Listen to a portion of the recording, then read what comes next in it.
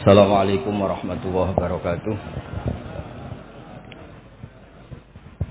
Bismillahirrahmanirrahim. Nahmaduka ya ghafur ya syakur wa sholli wa sallim barik ala sayyidina Maulana Muhammadin wa ala alihi wa sahbihi ajmain. Nama ba'du.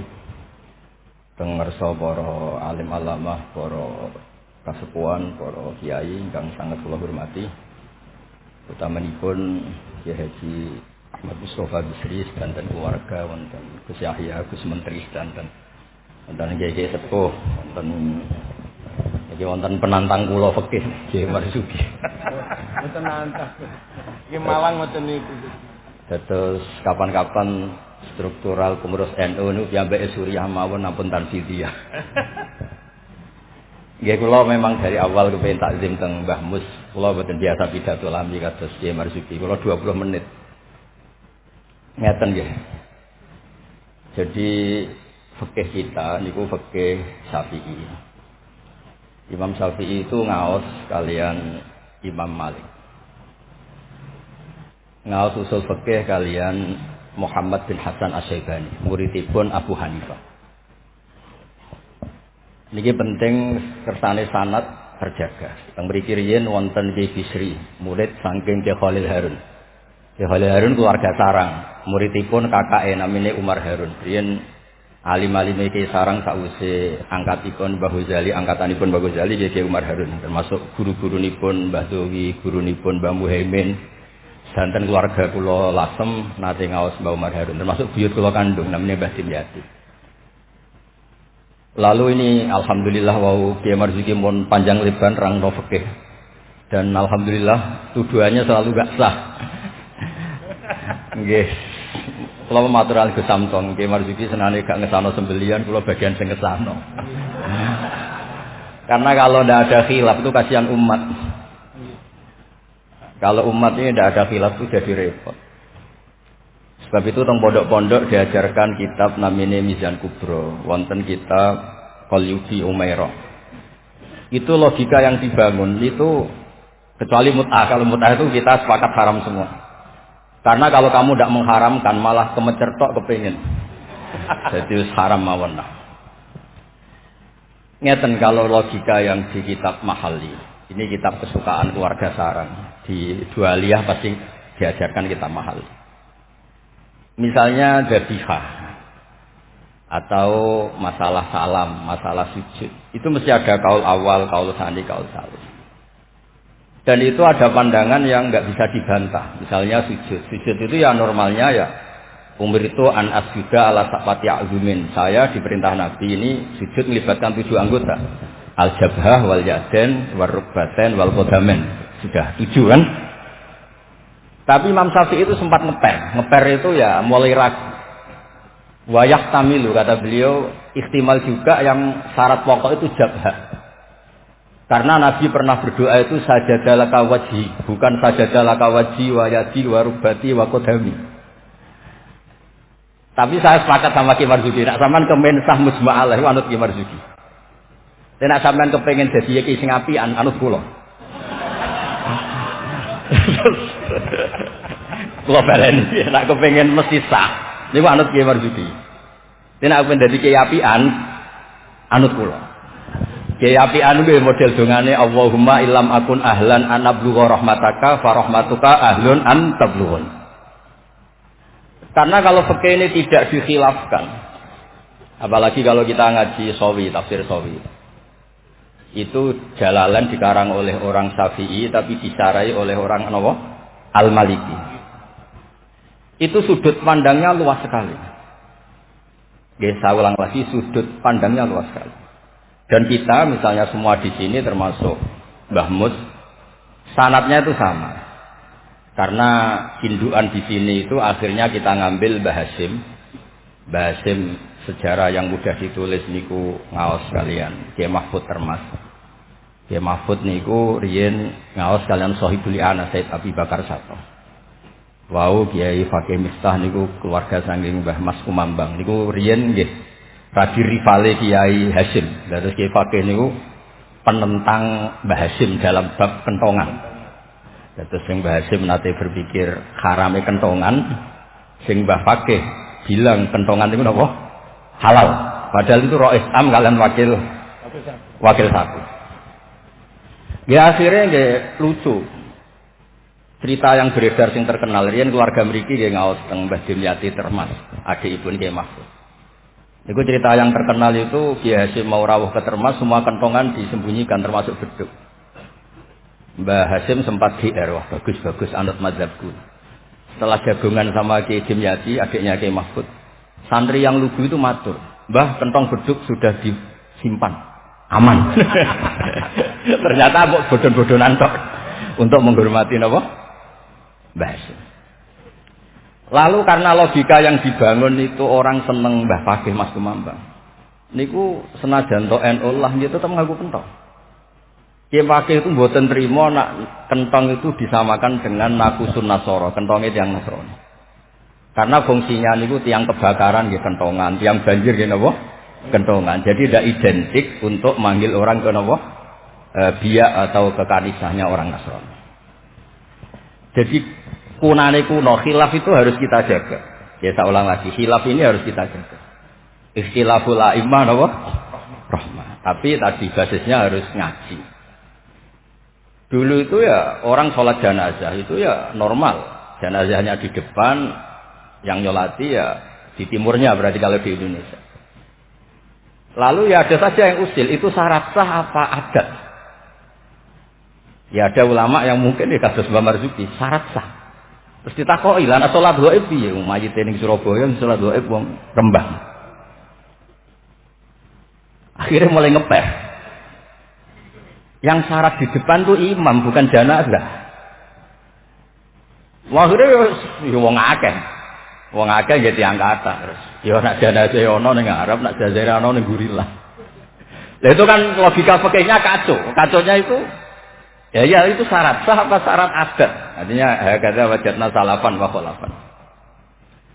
Tawaf di Ka'bah juga gitu. Imam Syafi'i itu bersikukuh kalau tawaf terlalu dekat itu enggak sah. Alasannya di situ ada tonjolan sagarwan, tonjolan pondasi. Jadi kamu tidak mengitari Ka'bah tapi di atas Ka'bah. Tapi kata Imam Malik, kata Imam Hanifah ya ora apa-apa. Ngono iku keteluk mubeng kok repot. Jadi memang mulai dulu, saya ulang lagi mulai dulu. Itu lama enggak debat itu enggak bisa. Karena di ranah yang tidak al-usuli, tidak masalah akidah, itu sudut pandang itu luas, midan kalau orang bilang midan. Sebab itu riyen setiap ulama nanti dibully. Wah, bisa-bisa. Abu Hanifah nanti liwat tenggene daerah wisata. Sepatah penyanyi-penyanyi wedok nyanyekno tiang-tiang suga-suga wong lanang-lanang. Bareng Abu Hanifah rawuh lewat iku menencep, mohon niat iku menencep. Abu Hanifah ngendikan ahsantun nas.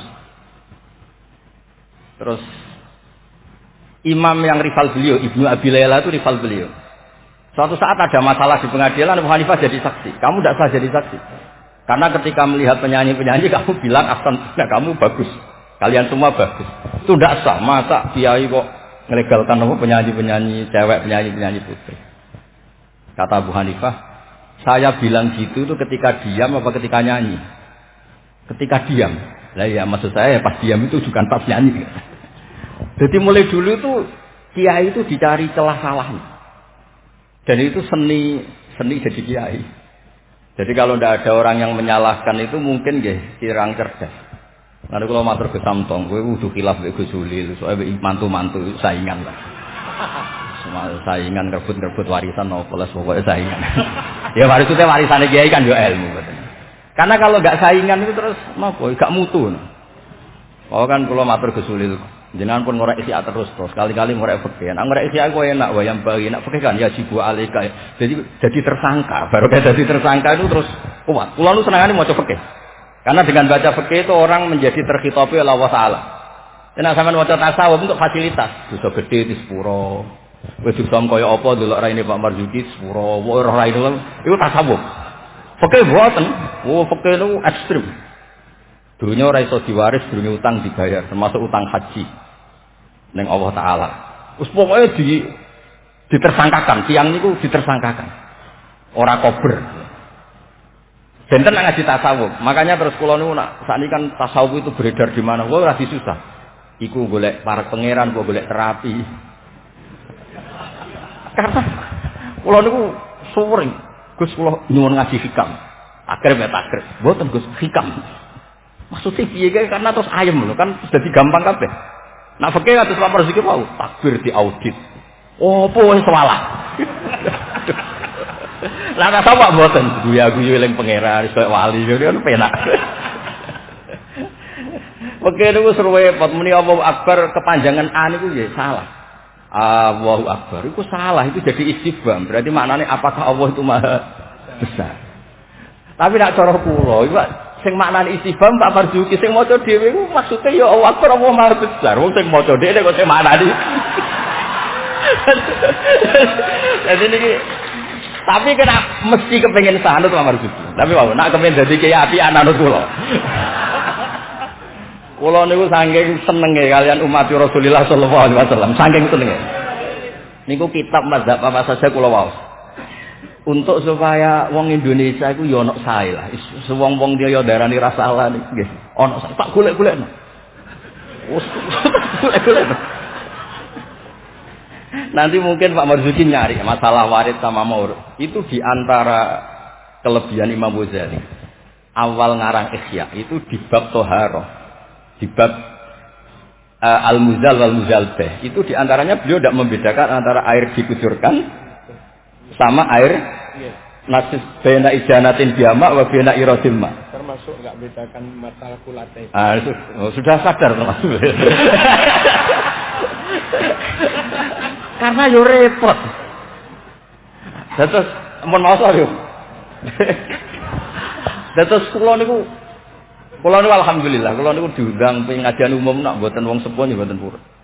Terus jangan berharap Gus Samton, Gus Taqiyuddin bisa ngundang kula. Nate ngundang kula mboten purun. Mbak Mas juga ampun kapundhut. Nah Mbah Mus mboten wani. Kula niku sing mboten wani nolak niku Khori Mbah Hamid, mergi Mbah Hamid itu misanane Mbah kula. Mbah Mus. Sing nom-nom ngundang niku nggih ra kualat kira-kira. Mboten krana napa-napa kula niku nyen kiye tenan maksudnya mulang ngaji terus mboten. Nak pamor sih kena petarung ya. Petarung ya Ban. Wonten mawon korban ini wonten mawon sing mboten san mboten. Tapi itu saya lah memang ilmu harus. Jadi kalau misalnya tawaf tadi. Tawaf itu banyak ulama yang mengatakan betul di manzilati sholat, tapi ya ada ekstrim banget kayak sehingga Said Muhammad itu punya bab namanya tawaful haid. Tawaful haid, tawafnya orang yang haid. Padahal tawaf itu kan harus suci. Tapi masalahnya kadang pas dia haid, pas harus tawaf nopo ifadah. Itu banyak ulama yang mengatakan ya sudah tawaf saja, tapi nunggu waktu yang mepet. Nah, karena mepet ini penting untuk ilah hadid darurat. Nah, ternyata beliau juga sudah baca, tapi beliau tadi gak mau cerita. Senengane kudu wong wedok sing ketok aurat lho, kok iso roh yo. Kula niku nggih wae niki ngaji rilek mawon. Kula wae kula niku bapak kula niku sesine nggih Mbah Mus, bapak kula niku seneng guyon. Bapak kula pesen hak nek ngaji ku guyon. Wong ning omah wis mikir utang, mikir macam-macam. Lho bareng ngaji kok teror gak sah niku. Maksudnya niku rai-rai bingung niku kan mun kathah lha ngaji wis guyon, santai mawon. Tapi mboten tasawuf, saya ulang lagi tidak tasawuf. Ada dua orang itu sering naudzubillah ya, sering selingkuh, nakal lah. Ya nakalnya agak jelas namanya orang nakal. Ini cerita di kitab Mizan Kubro.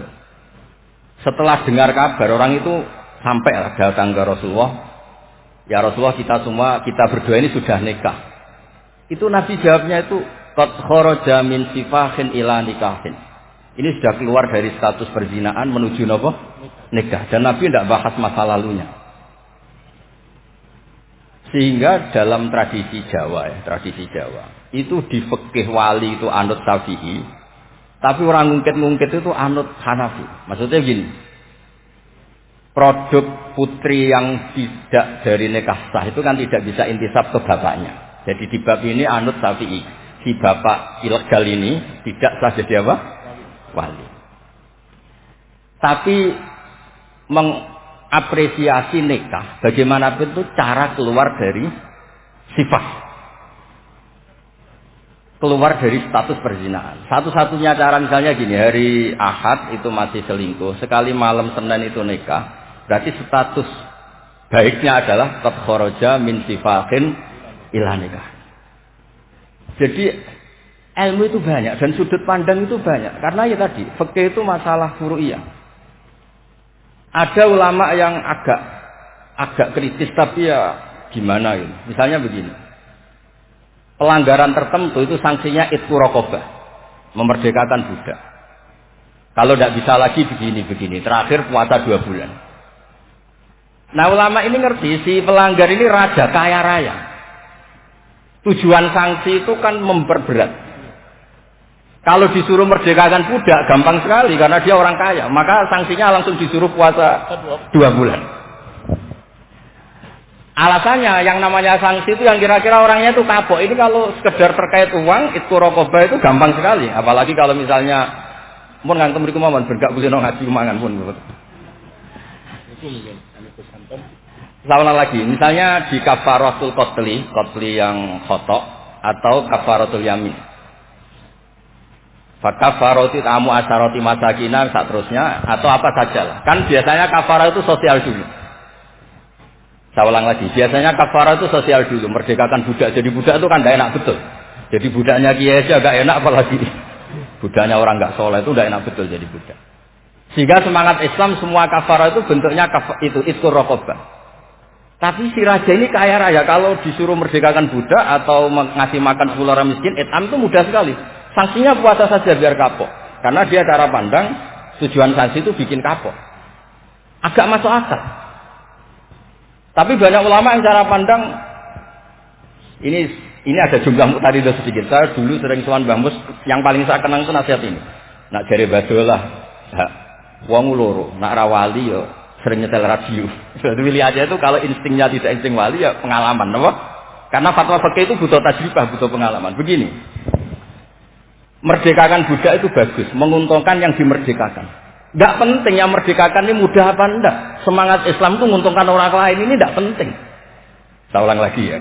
Kalau ulama yang pertama tadi, Ba'duhum itu. Kalau disuruh merdekakan budak atau ngasih makan orang miskin kan mudah sekali bagi orang kaya raya. Sanksi yang berat dia disuruh apa? Puasa. Masuk akal dari segi pelanggar ini. Dari segi pelanggar ini. Tapi dari segi sosial, menguntungkan mana? Merdekakan budak apa puasa? Merdekakan budak. Lah sekarang Islam tuh lebih berkeinginan merdekakan budak apa berkeinginan ngasih sanksi orang ini? Merdekakan budak. Falak takamal aqobah wa ma adraka amal aqobah fakku raqabah. Akhirnya ini jadi ulama yang minimalis. Dibully kalau sekarang. Makanya kata ulama yang wali, wis ora usah dipikir urutane ning Quran ngono ya ngono, ora usah dipikir. Ini jenis wali. Yang jenis peneliti, semangat Islam itu merdekakan budak, bukan memperberat sanksinya pelanggar. Itu tidak penting. Nah ini sudah pandang. Jadi mau tidak mau. Makanya saya ini matur nuwun lah. Makanya tadi ketika Pak Marzuki naik, aku langsung maju. Kalau nu sering delok beliau, tapi penyen petarung. Angger fatwa niku ana korban. Ada petarung. Ya bagus lah, memang fikih itu butuh munazih itu petarung. Supaya ilmu itu hidup, bukan petarung yang tadi pakai santet, pakai apa enggak. Memang ilmu lah. Ya dulu itu sama masih ingat debatnya Mbah Mun sama Mbah Dal itu kalau guyon gini, kiai gede nak diundang ning desa ku apike teko ta ora. Ana sing bilang ya apike teko lah sakake wong desa. Tapi survei membuktikan apike ora iku kan jobe kiai cilik. Dimbak pisan mbek kiai gede. Harus ada sudut-sudut itu. Lah iya, makanya kan yo rono pas orang ngasih kan iso. Sing rapat salam tempel lah kok angel temen nerangno. Lho kan kalau lho kula nu ngalami, kula dari wong akeh ra kiai gede, nek diuntun desa boten kurang. Tapi teng kiai desa kula sering niliki. Oh septine kathah pangeran lah, nek kurang akeh. Kurang top, kula ayu saya nak baru saja septine pangeran.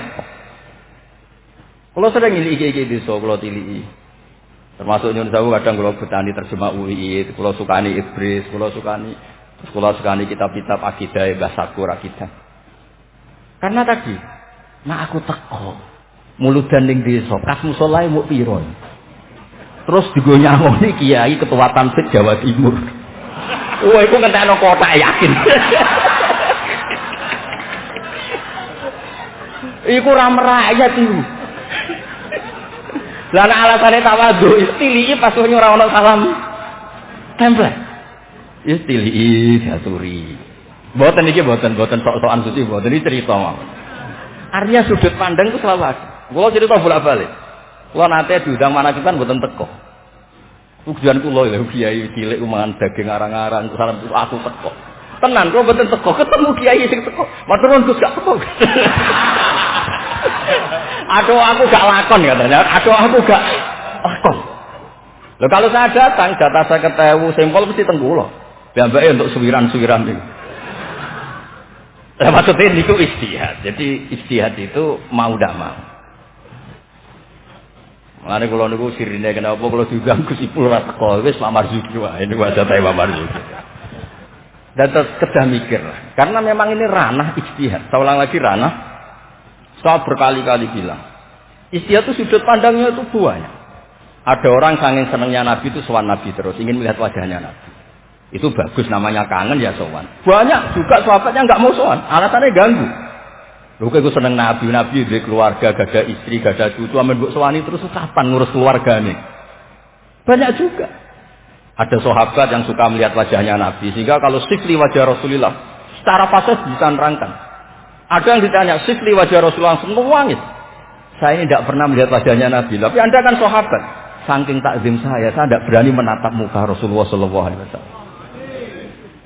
Ada ulama yang sholat sop awal terus wali. Yang guri ya wali ketika ditanya, kok sok-sokan suci wani kok ngarep. Jadi nak sholat kok guri terus. Ya jadi wali. Banyak juga wali yang ditanya, kalau kamu di surga keinginan terbesar apa? Kata wali-wali kan an-nadzar ila wajhillahil ta'ala, melihat Allah Ta'ala. Kalau dia enggak, unazzihu dzalikal jamal an-nadzari misli. Mripatku tau jak dangdut. Mripatku tau gambar sing ora jelas-jelas. Maka akan saya sucikan Allah dari mata yang sudah pernah macam-macam. Dia ono wali sing kepen swarga gak pendelok pangeran. Unazzihu dzalikal jamal an-nadzari misli. Allah akan saya sucikan dari pandangan saya karena pandangan saya ini sudah sering maksiat. Karena kalau kita melihat Allah GR hanya mentang-mentang roh Tamsir Jawa Timur misalnya. Terus ditakoki pangeran. Kowe meripat yang sama, tahu bogo maksiat ta ora? Nate Gusti. Nyawang aku. Kok bojo aku? Repot. Dadi ben mboten iki cerita mawon nak nglarakno atine Pak Marzuki kersane dadi kafarah. Ya karena bagi yang tidak disahkan tadi mungkin yo gelo maksudnya itu. Nggih, mungkin nggih gelo. Tapi memang dimuin seperti yang dikatakan. Makanya beliau fair secara ilmu itu dimuin. Dan nanti kalau sudah ngaji Mahali, Qalyubi, Umairah, terus Mizan Kubra, khilaf-khilaf itu banyak. Kayak tadi Qat'ul Hulkum itu semangatnya tuh Qat'u yang izhakur roh, apa Qat'u yang potong. Nah, itu kan ulama masih terus berdebat. Ya namanya ulama ya tadi cara pandang itu pasti banyak.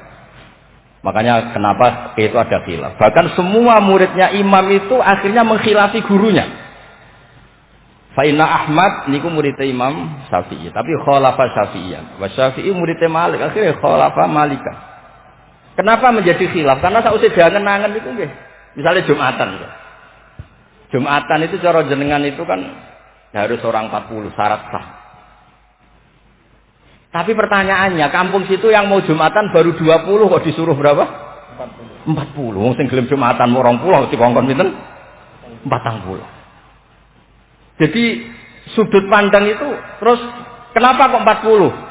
Katanya kalau 40 itu mesti ada walinya. Lalu sekarang orang 1000 pun nggak mesti ada walinya.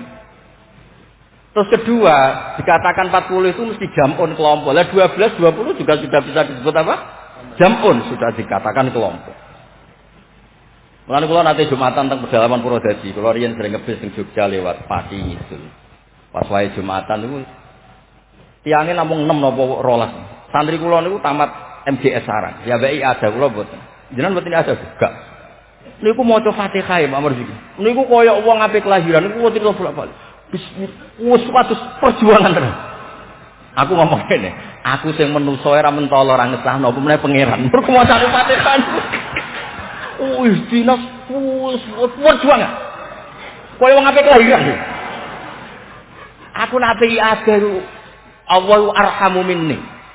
Umpama aku juri we tak sangno mergo ora mentolo apa meneh pangeran. Mosok wis kangelane ngono, hasile mboten apa? Sah. Mboten iki cerita mawon mengke penantang pekerjaan abadi ngendikan nggih monggo. Karena ini agak dolim saya, karena kan saya kedua. Tapi enggak apa-apa nanti Mbak Mus mesti pareng kok kalau jenengan bantah salah tidak apa. Tapi kok ngarepe pangeran duet malah dukat lagi nanti. Nah debat malah ngarepe pangeran kadose menang kula karena kebetulan secara status niku wong seket mai Quran, ahlul Quran, ahlu wa qasatu. Kayaknya saya agak spesial lah memberi Quran. Terus ilmu itu harus tadi, saya ulang lagi. Karena kalau pertanyaan itu bisa mujab, bisa nafi. Saya ulang lagi, pertanyaan itu bisa mujab, bisa nafi. Misalnya begini Pak Marzuki, dibalik pertanyaannya. Wong sing isane salat muk ngono, iku apike salat apa ora salat? Dibalik pertanyaan. Ndak ini MC-nya maaf ya, nanti setelah ini Pak Marzuki lagi terus saya tidak akan bantah lagi. Karena saya ini wong legowo lah. Mbok beliau ngadili kayak apa saya insya Allah ya tidak mandi, enggak ngefek. Cara kula wong partai politik loyalis saya terlalu fanatik. Enggak ngefek. Pertanyaannya sedikit balik. Dhisik ceritane Wali Songo iku salat sementing salat rubuh gedang lah. Ya saya ulang lagi, orang yang belum bisa sholat sempurna, itu apike sholat atau mboten? Sholat. Sekarang dibalik Pak Marzuki.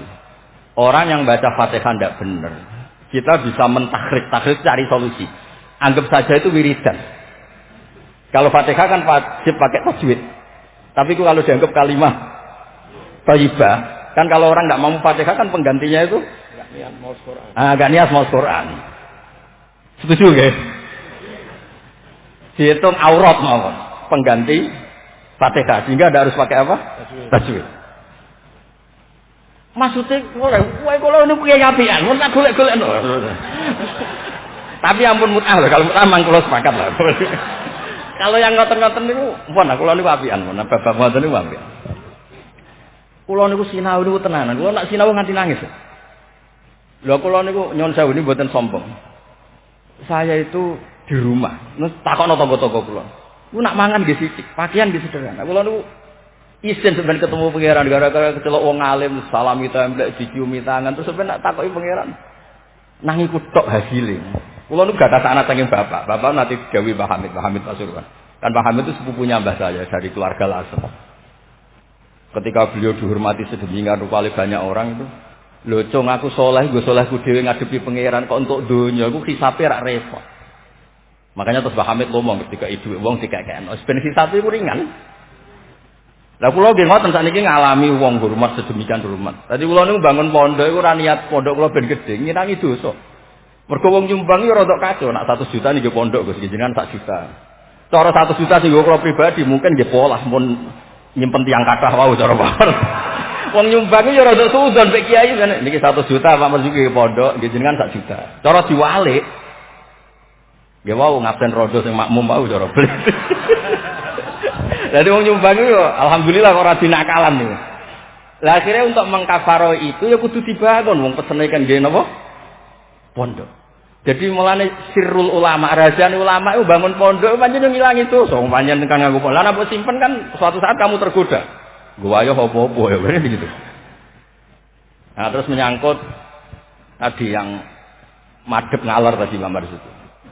Kita yang orang NU kan sering dikritik mereka bahwa Rasulullah itu idan sorofa min sholati itu akbala alina biwajhi. Memang akbala alina biwajhi. Jadi kalau versi mereka benar-benar menghadap ke timur. Terus kiai kita kompromi, ya sora madhep wetan tapi madhep ngalor. Ya resikonya tadi pelengahan tadi. Itu saya tahqiq baca di Fathul Bari di sarahnya Bukhari. Filosofi Nabi menghadap ke andekan di Indonesia ke timur. Kalau konteks Indonesia ke timur itu untuk memaklumatkan kalau sholatnya sudah selesai. Jadi sebetulnya itu bisa diganti gerakan apa saja yang memaklumatkan kalau sholat itu sudah apa? Selesai. Takutnya Nabi ada orang yang iktamma bihi walam yadri annahu qad qada sholata. Takutnya itu ada orang makmum, kiranya Nabi fi sholatin ternyata sudah ada sholat. Berarti apa? makmum ini rabtu sholatihi biman laisa fi sholatin. Berarti makmum ini menggantungkan sholatnya sama orang yang sudah tidak sholat. Misalnya begini, andaikan Nabi tetap posisi tahiyat akhirah madhep ini. Nabi tentu khusyuk anteng. Terus Gus Samton datang, kiranya saya masih atas makmum. Usolli apa makmuman. Padahal hakikat saya sudah tidak sholat. Berarti apa? Menggantungkan sholatnya, diikatkan sama orang yang sudah tidak. Nah, karena Nabi takut seperti itu, beliau menunjukkan satu gerakan fisik yang menunjukkan kalau beliau sudah tidak sholat. Makanya sirinya kiai-kiai alim itu kalau misalnya nggak merubah posisi karena sanad torekohnya gitu, bilang astagfirullah mesti kenceng. Bersalam astagfirullah. Karena itu memaklumatkan ini sudah ada sholat. Ya clear nih. Maksudnya itu pentingnya ngaji tenanan, mau kitab tenan. Lalu nak diundang tiang nak bener pernah sepuh, tak anggap haram tenan. Sesuatu haram tenan. Karena yang belum diundang pun kata lah sudah. Kalau yang sing sinau tenanan sudah bisa dihitung dengan jari. Dengan termasuk pulau lah, betulnya sombong termasuk pulau. Nah, Gus Samtong rapat saya ingat betul apa? Mau kita cocokkan pulau, murah apa Gus? Bisa wajib. Nak tengen pulau tak kayak kitab deh. Betul nanti kalau tanggal jadi mantune bambu semari dasi gede, pokoknya kalau takon ngaji. Kalau cucu-cucu basim banyak ngaji sabut nanti kalau tangkleti macam-macam. Jadi penting supaya kenapa tradisi toreko banyak orang-orang soleh yang tetap menghadap barat, tapi astagfirullahnya dikeraskan untuk maklumat kalau beliau sudah enggak sholat. Jadi enggak apa-apa sampai ndak akbal alil besi enggak apa-apa. Karena sudah kadung dipakai kubu sebelah ke situ. Biasanya orang kalau sudah dipakai, ya sama seperti nasibnya kunut. Jelas mazhab Hanafi itu tidak kunut, orang Syafi'i kunut. Tahu-tahu sekarang jadi politik identitas. Ini enggak berani enggak kunut. Sudah dicoplok dari tanfidiyah kalau misalnya. Meskipun ngajinya kunut itu sunat, tapi ngalang-ngalai wajib itu politik identitas. Resiko betul. Makanya pernah Allah Ta'ala disifati aja gak terima pernah. Assalamualaikum warahmatullahi ta'ala wabarakatuh. Ada ta'ala. Padahal ta'ala maknanya mau luhur. Mubalek berikutnya karena tidak, formasnya tidak sama. Assalamualaikum warahmatullahi tanpa ta'ala wabarakatuh. Wong kok hasute ngono, wong apa disifati ta'ala kok gak terima. Assalamualaikum warahmatullahi tanpa ta'ala. Jadi kalau nuruti kelompok itu nggih ngoten niki pun napa nggih petarung yang baik pun napa pembanding yang baik nggih. Niki kula sudahi mungkin ambek badhe bantah nggih monggo dan saya tidak akan bantah lagi. Nggih pokoke kula suwun perilaku yang salah dibenerin sesuai dawuh Pak Marzuki, tapi nak kadung kowe ra iso. Tak golek-golekno dalil. Wes aku nak ketemu Nabi itu yang sah. Nabi nak ngendikan wong dosa ngene elek. Tapi Nabi yo ngendikan syafaati li ahlil kabair min mati. Yo nyalahno tapi nek kadung salah yo disafaati. Ora kadung salah dibles. Assalamualaikum warahmatullahi wabarakatuh.